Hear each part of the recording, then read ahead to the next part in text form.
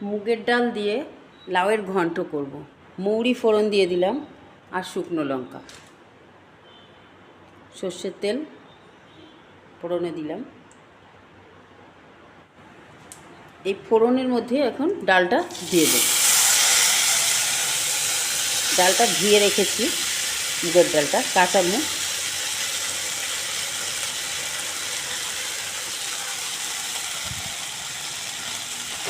একটু ভাজতে হবে।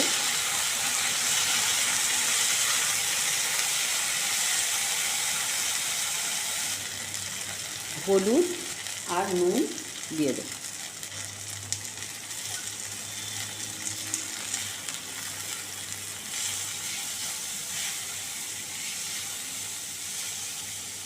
এর মধ্যে লাউগুলো দিয়ে দেব। ছোটো ছোটো করে কেটে রেখেছি লাউটা এর মধ্যে দিয়ে দিলাম।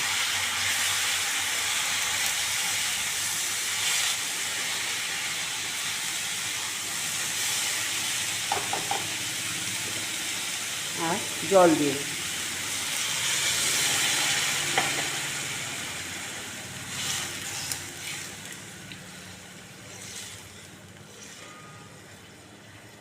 আর ঢাকা দিয়ে দেব। এবার ঢাকনাটা একটু খুলছি, লঙ্কার গুঁড়ো দিয়ে দিলাম, আদা বাটা, দুটো কাঁচা লঙ্কা দিয়ে দিলাম।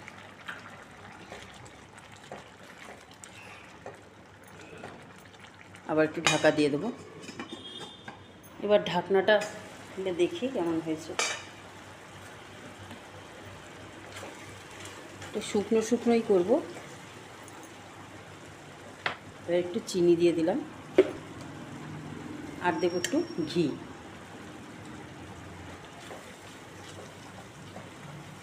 খুব সুন্দর হয় খেতে,